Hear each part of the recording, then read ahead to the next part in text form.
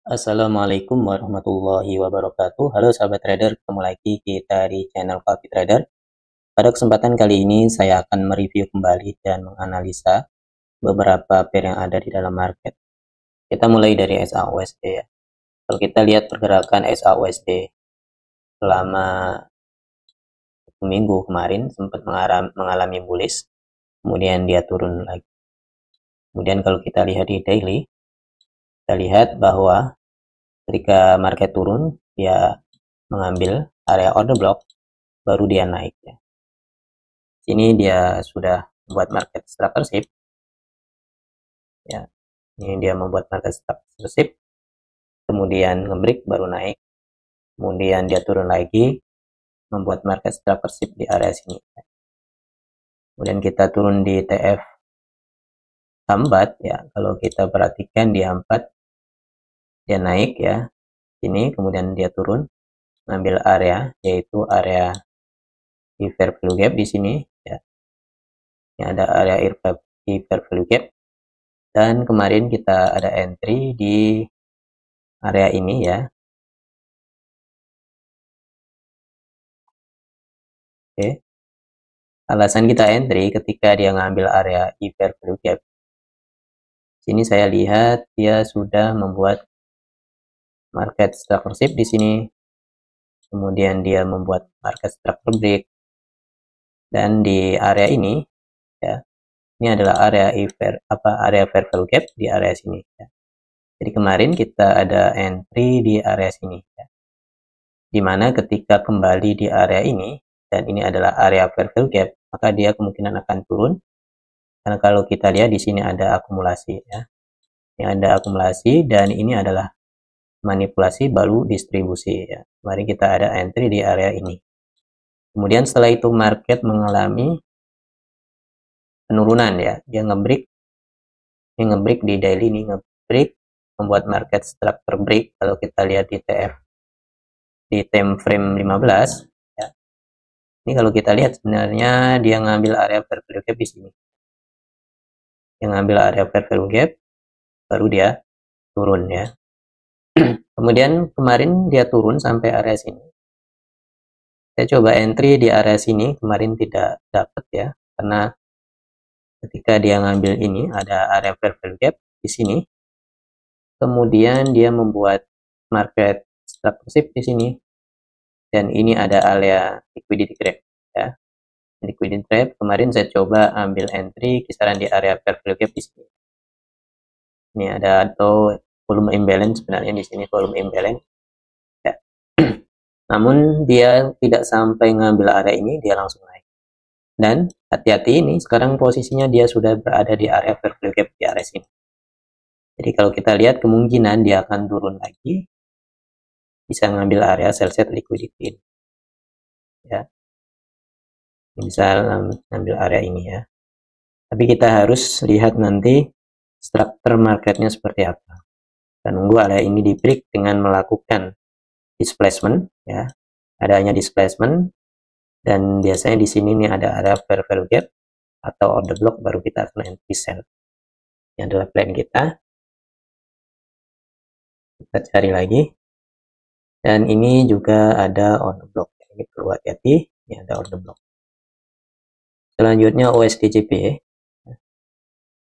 Kalau kita lihat USDJPY, dia ngambil area sell set liquidity atau area ini liquidity di sini. Ya, ini dia ngambil area ini, area equal high di sini, kemudian dia mengalami. Dan selanjutnya kita akan batasin area ini ya. Ini adalah area fair value gap. Ini kita bisa jadikan sebagai area POI, point of interest, sebagai fair value gap di sini. Kalau kita ini juga dia areanya adalah area OTE ya. Ini daily ya. Kemudian kita lihat ya di sini. Kita lihat di hampat di sini. Kemarin kita ada entry ya di area sini ya. Ini dia ketika turun ngambil area swing low. Swing low ini kita bisa jadikan sebagai area liquidity. Kemudian di sini ada manipulasi ya. dia membuat market structure shape ya. Dan di M30 juga di sini ada area fair value gap ya. Kita bisa ambil area fair value gap, atau misalnya ini irisnya terlalu lebar, kita ambil, bisa ambil setengahnya, ini enggak ada kena. Kita akan perkecil areanya ya. Kita cari area-area yang terbaik ya. Kita temukan area di sini ya. Ini adalah clean, tapi ini harus agak naik dikit ya. Karena biasanya dia akan nyentuh pas di area fair value gap baru dia naik. Nih, kita perhatikan. Ini area fair value gap, kemudian dia naik ya. Dan kita kemarin ada entry area ini dengan target ini sebenarnya bisa tinggi ya, targetnya sampai area basic liquidity. Namun kemarin kita ngambil sampai area sini ya. Kemudian plan selanjutnya ya. Plan selanjutnya adalah di sini ada area order block. Kalau kita lihat di A4, kalau kita perkecil lagi di sini ada area fair value gap. Ini kemarin udah kita bahas ya. Ini ada reaksi di area sini. Nanti silakan dilihat video sebelumnya. Ini ada area namanya fair value gap. Ini kemungkinan dia akan naik sampai area sini ya, paling tidak. Dan kita kemudian nyari area-area yang ini masih ada area order block ya. Ini kita masih akan pantau di area sini. Kita coba berkecil apakah ada area yang bagus ya. Di sini ada fair value gap ya. Kita lihat di area-area ini ya. Jadi kita mengikuti market, bukan market harus mengikuti kita. Selanjutnya GPP JPY. Oke. Kita lihat GPP JPY kalau kita perhatikan di daily misalnya, dia awalnya bergerak dari area sini ya. Ada ini ada order block. Ternyata order block ini direaksi ya. Ada reaksi di order block sini. Kemudian naik ya. Naik di sini dia nge-break area ini. Ini di break ya, naik. Kemudian break, kita bisa berkecil areanya. Ya. Ini sebenarnya ada displacement, sebenarnya jeli ya. Ini biasanya area-area ini akan ada reaksi. Ya. Ini kita bisa entry di area sini ya sebenarnya. Karena kita lihat di sini buat market structure shape, ini ada displacement pas di area order block di bawah. Ya. Dan kita kemarin juga ada entry di area sini ya, kita perhatikan. Ini CRT low ya. Ini turun CRT low, ngambil CRT low, kemudian naik. Ini plannya mirip dengan apa tadi? USD-JP ya. Ini GPP ya. GPP, JP ini kemarin kita ada entry saat live. Ini sudah ngambil ya, ngambil area membuat market structure shift. Dan di sini ada area fair value gap ya. Lihat, ketika dia kembali lagi area fair value gap dia naik. Kita bisa perkecil lagi cari peluang entry yang ya, kita kemarin entry di sini dengan target kita adalah area sini ya. Ini sebenarnya bisa sampai area basic liquidity. Ya, selanjutnya ini area yang akan kita pantau di area sini. Ini adalah buy side liquidity. Kalau dia ambil area buy side liquidity, kemudian ada konfirmasi entry, kita akan entry di area manipulasi ini. Nah, ini manipulasi. Atau kalau misalnya dia ada konfirmasi sell, kita akan sell di area sini. Kita lihat nanti. Kita harus tunggu wait and see ya. Dan ini sebenarnya juga ada area order block. Tapi biasanya area order block seperti ini nggak terlalu bagus ya. Ini biasanya mudah ditembus, nanti ketika balik ini bakal ditembus. Ternyata kita lihat di sini ada order block clean ya. Ya, lihat kita balik di sini dia ambil order block baru naik. Kemudian USD-JP, USD ya. Ini area plan kita kemarin ya. Ini plan kita. Kalau kita kuliti di sini ya. Kalau kita lihat di daily ya. Kalau kita lihat di daily ini masih berada di area premium. Dan kemungkinan masih akan turun ya, ngambil area diskon ya, bisa jadi dia akan turun sampai area sini. Namun tidak langsung kita entry, kita harus cari area-area yang sekiranya dia ada penurunan.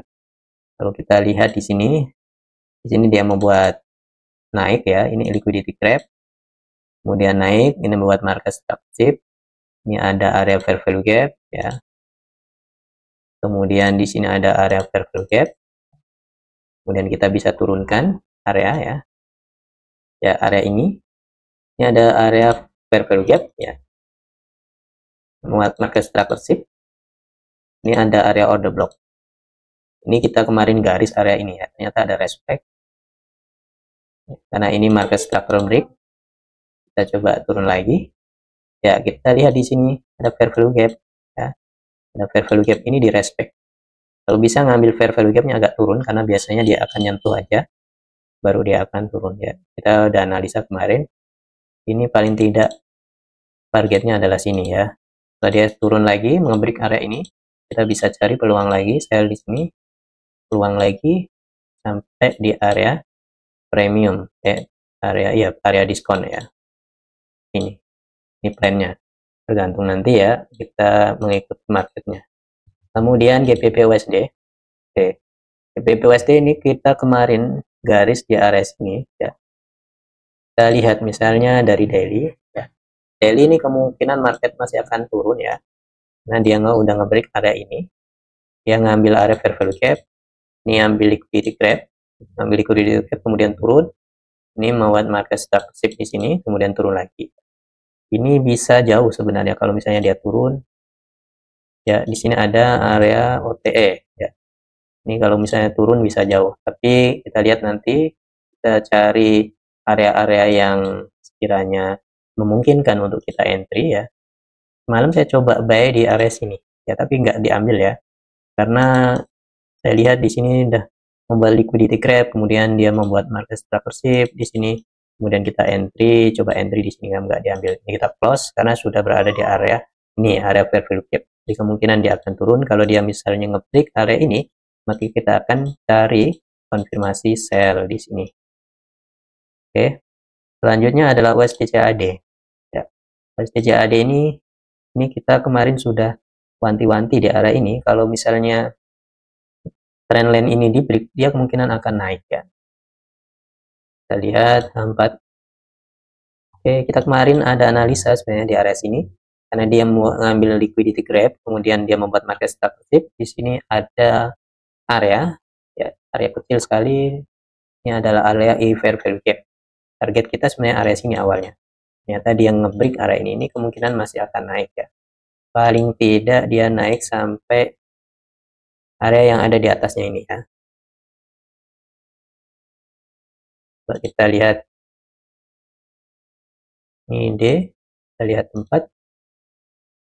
Oke. Saya akan cari nanti, lihat di area sini ya, 4. Ini di liquidity udah fair value gap udah diambil. Ini ada mitigation block ya. Jadi ini area yang akan kita pantau nanti jika dia balik area ini. Tergantung dia seperti apa. Ini kita jadikan kayak base set liquidity. Ini kita bisa pantau juga kalau ada konfirmasi sell, kita akan sell di area tersebut. Ini kemarin semalam ini coba entry, ini udah kita close. Ya. Oke. Ini ada area sell set liquidity, ini swing low atau ini CRT low ya. Dan perlu hati-hati, ini kita udah close karena dia sudah ambil area fair value gap ya. Khawatirnya dia akan turun ya. Kemudian NZD USD, semalam saya entry, saya left ini ya, saya left area ini kemungkinan masih akan naik, dia ngambil area sell set liquidity. Oke, ini masih saya entry area sini malam ya, kita akan lihat nanti, paling tidak ini kita turunin, kita lihat apakah dia akan TP atau tidak, kita bisa perkecil risknya ya. Mungkin demikian analisa dari saya, semoga bermanfaat. Assalamualaikum warahmatullahi wabarakatuh.